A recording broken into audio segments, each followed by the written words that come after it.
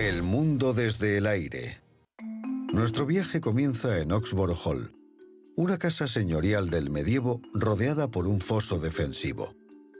Una de las grandes glorias de Gran Bretaña son sus catedrales, y muchas, como la de Ely, tardaron en construirse cientos de años.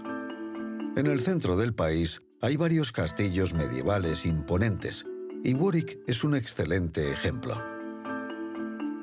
En la era Tudor, en el siglo XVI, se construyeron gran cantidad de casas de campo, y Charcourt Park es un buen ejemplo.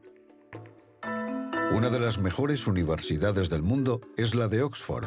Es la más antigua del mundo anglosajón. Nuestro destino final es el Palacio de Blenheim, el único palacio que no pertenece a la corona. Fue construido para el duque de Marlborough por sus éxitos militares a principios del siglo XVIII.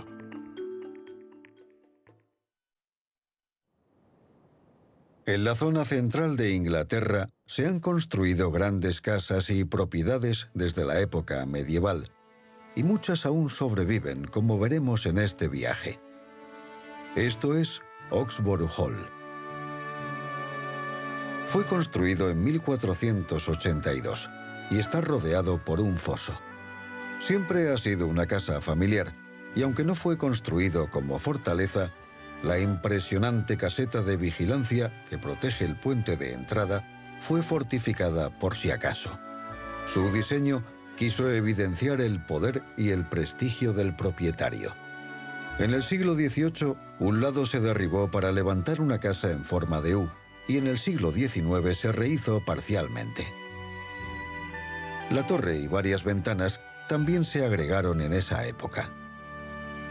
El pequeño jardín formal contiguo evoca el pasado medieval del edificio. Una de las grandes glorias de Gran Bretaña son sus magníficas catedrales. Muchas tardaron en construirse cientos de años, habiendo sido iniciadas en el medievo. La Catedral de Ely no es una excepción, y tardó unos 300 años en acabarse. Su gran tamaño eclipsa a la pequeña ciudad que la rodea. Cuando se construyó la catedral, Ely era una isla rodeada de marismas, estanques poco profundos y pantanos. Desde la distancia, en esta llanura, no es difícil entender por qué la catedral se conoce como el barco de los pantanos. Su estructura básica data del siglo XI y reemplazó a una iglesia anglosajona anterior. La Catedral de Ely es un extraordinario ejemplo de arquitectura románica y normanda. Tiene 164 metros de largo y la torre, que se agregó un siglo después, alcanza los 66 metros de altura.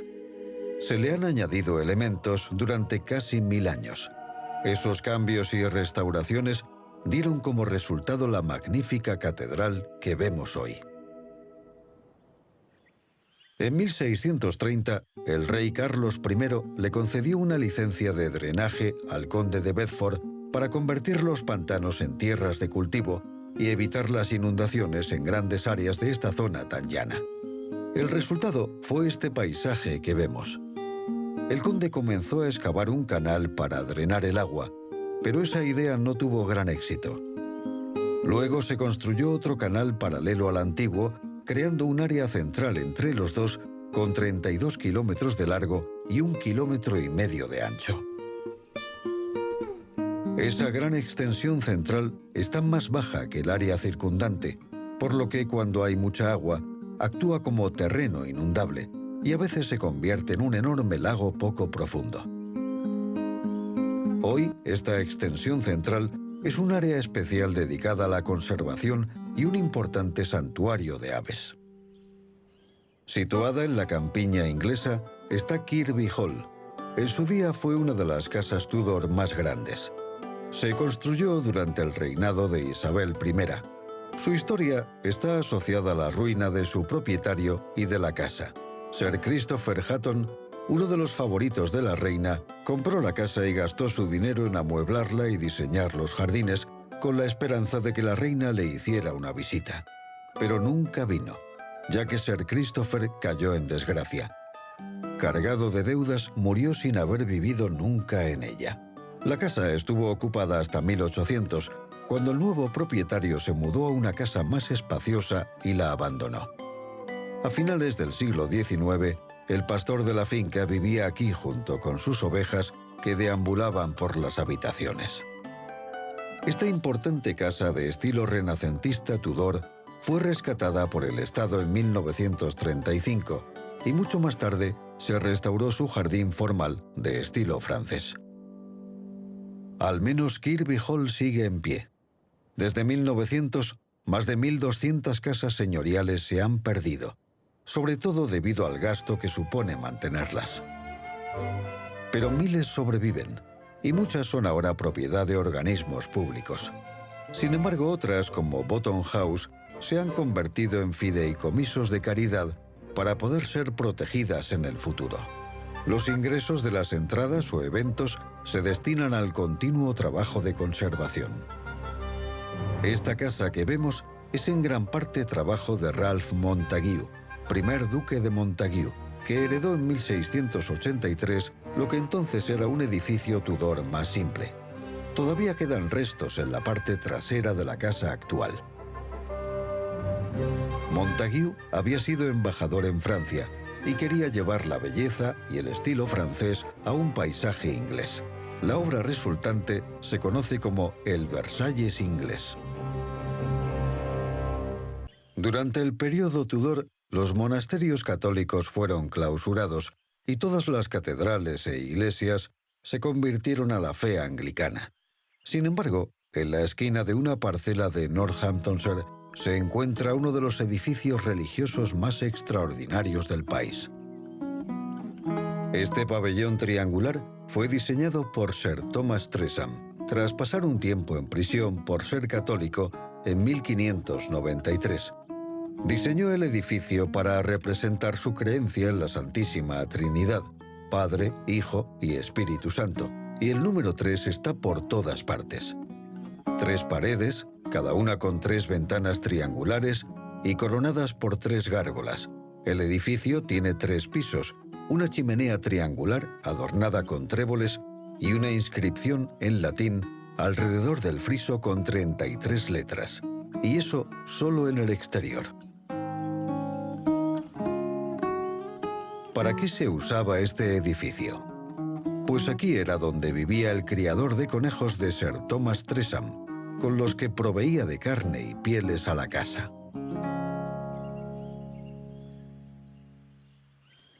A principios de 1700 se empleaba un nuevo estilo de arquitectura en las casas de campo. Estaba influenciado por el diseño holandés y lo defendían grandes arquitectos como Sir Christopher Wren, quien diseñó la Catedral de San Pablo en Londres. Esto es Cottesbrooke Hall, ubicado en un gran parque ajardinado. Fue construido durante el reinado de Ana Estuardo y el estilo lleva su nombre. La casa es de ladrillo con revestimiento de piedra, como estos pilares planos o pilastras que le dan un toque clásico.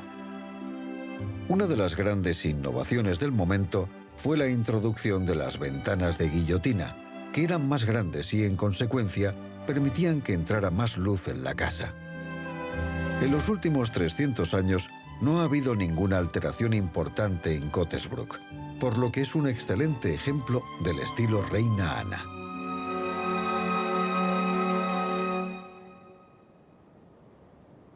Antes de la invención del ferrocarril, los canales se usaban para transportar mercancías por todo el país.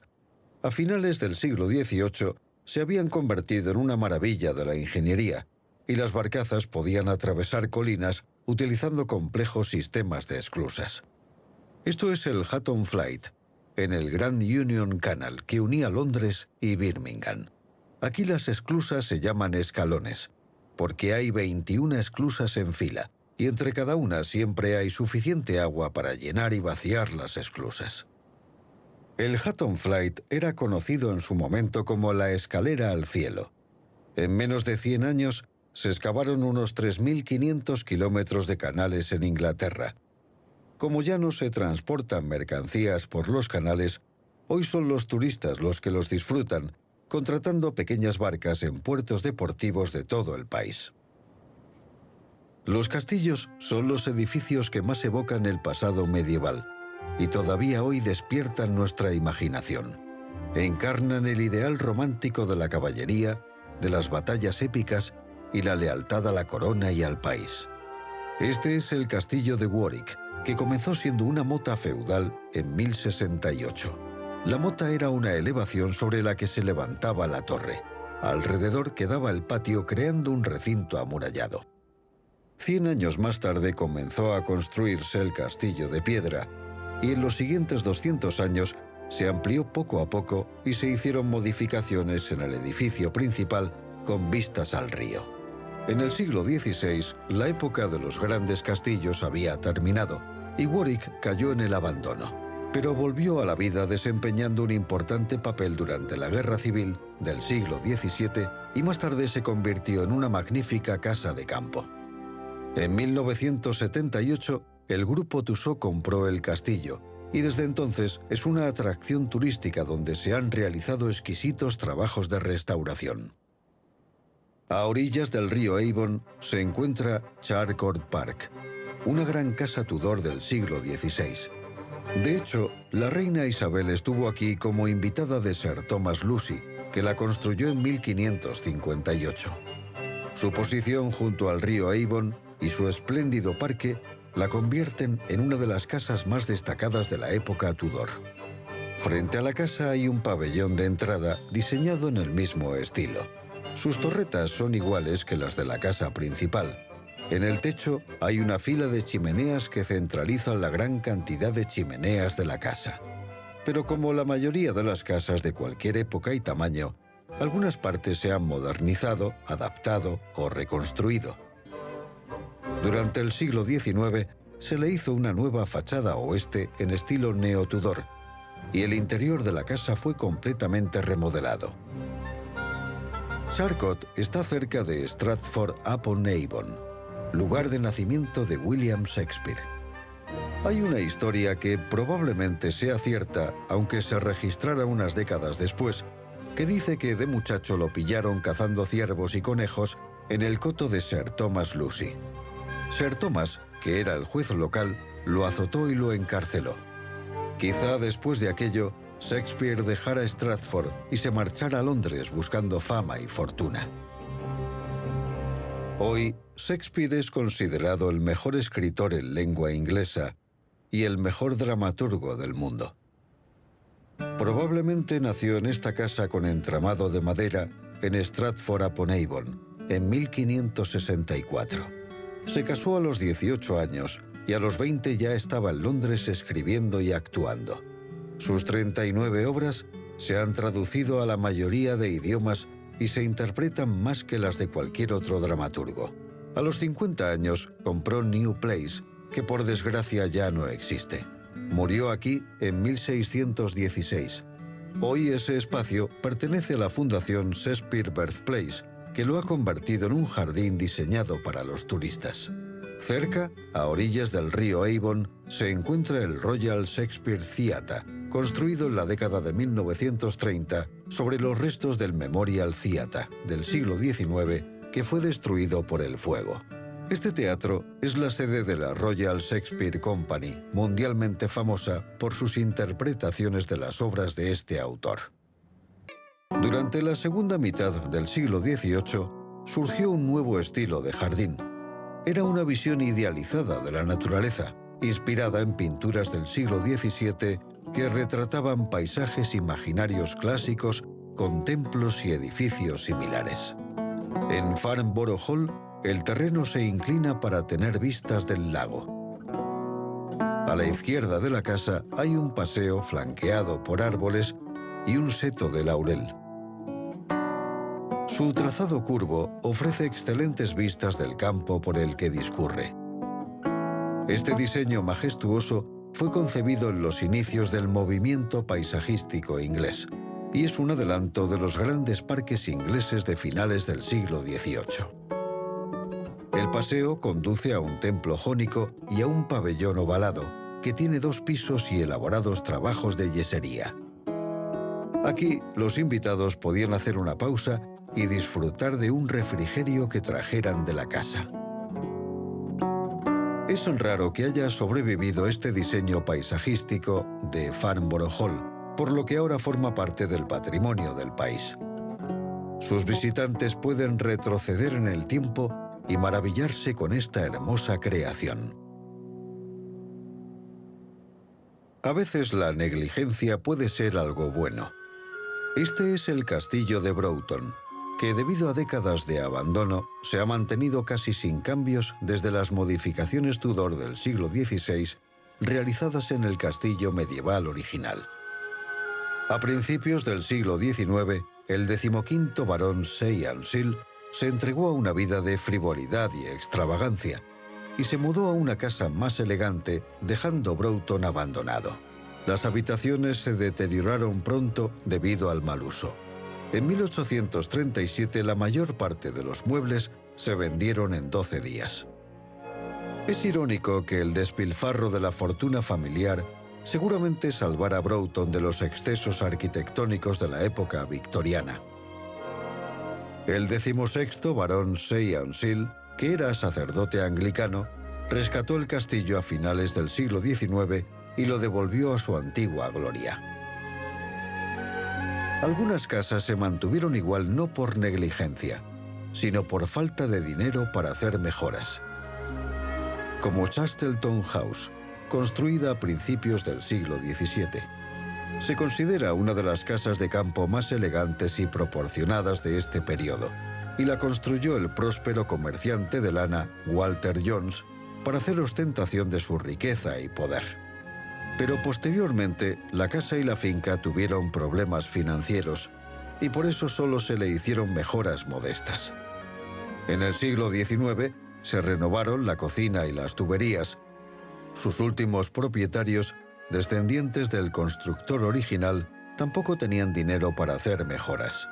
Sobre 1980 ya era evidente que salvar esta casa era demasiado costoso para un particular, por lo que en 1991 Chastleton pasó a formar parte del patrimonio inglés, que llevó a cabo un importante plan de restauración. A veces, la ambición de construir una casa grande para rivalizar con el vecino excede la capacidad económica del constructor. Eso le pasó a Lord Verney en Claydon House. Lo que vemos es el ala oeste, que en su día tenía otra ala idéntica a medio construir al otro lado de una enorme rotonda. Durante la construcción, Lord Verney se quedó sin dinero, adquirió grandes deudas y tuvo que huir del país y de sus acreedores. Murió en el extranjero en 1792. Su sobrina heredó esta locura a medio construir y derribó el ala este y la rotonda, dejando solo lo que vemos hoy. Aún así, es una casa enorme y está abierta al público. A finales del siglo XIX, en el apogeo del poder británico, una poderosa minoría acumuló una gran riqueza y se construyeron enormes casas en diferentes estilos. Esta es la mansión de Wadston. Parece un castillo francés neorrenacentista y se edificó para la familia Rothschild durante la década de 1880. Aquí copiaron más ideas francesas, como el aviario de hierro fundido, inspirado en el Palacio de Versalles. La casa está en la cima de una colina y se construyó una línea de ferrocarril solo para traer los materiales de construcción desde la carretera más cercana. No escatimaron en gastos. Incluso se plantaron árboles completamente desarrollados para que el parque pareciera más antiguo. A finales de siglo, se habían construido muchas casas grandes y ostentosas como Wadston en diferentes estilos, desde Tudor hasta medieval. Esta exhibición de riqueza en ladrillos y mortero tuvo sus críticos y surgió un nuevo estilo que buscaba la vuelta a la sencillez, el movimiento Arts and Crafts, admirador de los edificios familiares y funcionales del pasado. Un hombre que tuvo una gran influencia en este nuevo estilo fue William Morris. Desde 1871 vivió aquí, en la mansión Kelmscott, que data del siglo XVI, cerca de la parte alta del río Támesis, en Gloucestershire. William Morris ha pasado a la historia como el arquitecto inglés más famoso del siglo XIX, pero también fue un espíritu renacentista que pasó gran parte de su vida luchando contra los convencionalismos. Morris defendía la producción artesanal y eso iba en contra del enfoque victoriano, centrado en la producción industrial. En una ocasión dijo: «No tenga nada en su casa que no le sea útil o que no considere hermoso». Cerca de su casa había un edificio que le sirvió de inspiración, Great Coswell Barn. Es un granero construido por unos monjes a finales del siglo XIII. En su época seguía en pie y se usaba. Morris decía que era tan noble como una catedral y solía llevar a sus invitados a visitarlo. Para Morris, en la simpleza de su estilo radicaba su gran belleza. Había armonía entre su función y su forma.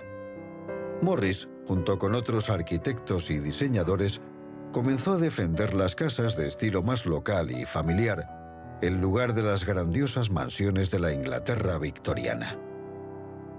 Morris creó una empresa de diseño que producía telas y papeles pintados, así como alfombras y tapices.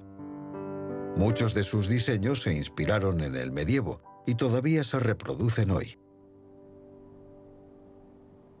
Una de las universidades más importantes del mundo es la de Oxford, con su elegante perfil de torres, agujas y cúpulas que se elevan sobre la ciudad. Hay pruebas de que aquí se enseña desde 1096, lo que la convierte en la universidad más antigua del mundo anglosajón. Su prestigio creció a partir del siglo XII, cuando el rey Enrique II prohibió a los estudiantes ingleses asistir a la Universidad de París. La historia y la influencia de la Universidad de Oxford la han convertido en una de las universidades más prestigiosas del mundo. Desempeña un importante papel en el panorama intelectual internacional y ha sido un centro de debate e investigación durante más de 9 siglos. Hay 38 colegios o colleges independientes, pero que pertenecen al mismo sistema. Algunos tienen siglos de antigüedad y otros son más modernos. Queen's College, Christ Church College, Keble College, Worcester College, Nuffield College, Oriel College, Magdalene College, Merton College y Corpus Christi College. En Oxford han estudiado 27 primeros ministros británicos. También han salido de aquí 69 ganadores del Premio Nobel. Pocos kilómetros al norte de Oxford se encuentra el Palacio Blenheim. Este monumental edificio es el único palacio que no pertenece a la corona y fue construido para el duque de Marlborough por sus éxitos militares a principios del siglo XVIII. El nombre se debe a su victoria más importante, la de la Batalla de Blenheim en Alemania. Cuando se construyó fue muy criticado por ser poco práctico y enormemente ostentoso. El escritor Jonathan Swift expresó su opinión en forma de poema. «Mirad, aquí está su gran avenida, solo para el carruaje del Señor. Ahí está el puente, y más allá el reloj. Observad al gallo y al león. El amplio patio, la columnata, y contad cuántos metros tiene la entrada. Las galerías ideadas para caminar, los ventanales para retirarse y hablar, la cámara del consejo para debatir, y todo lo demás, salas donde decidir. Gracias, Señor, tuve que gritar. Está muy bien, pero ¿dónde duerme y dónde cena? Me parece, por todo lo que me ha dicho, que esto más que una casa parece un nicho». El duque murió antes de ver terminado el edificio, pero su ambiciosa esposa mandó que pusieran una escultura suya, vestido como general romano, sobre una columna de la Victoria con vistas al palacio. Un majestuoso lugar donde terminar nuestro viaje.